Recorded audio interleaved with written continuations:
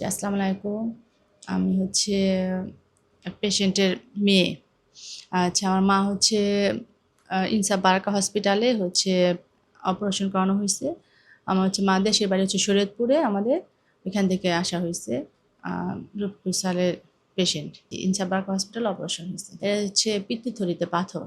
সমস্যা হতো first time হচ্ছে অনেক বমি আর পাতলা পায়খানা হতো। কিছুদিন পর, পরে এটা হতো।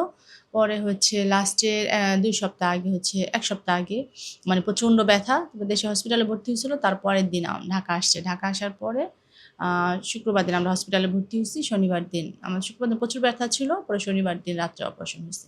আলহামদুলিল্লাহ এখন ভালো। আমাদের আজকে ডিসচার্জ করে দিবে। সবাই আমার মার জন্য দোয়া করবেন। আলহামদুলিল্লাহ।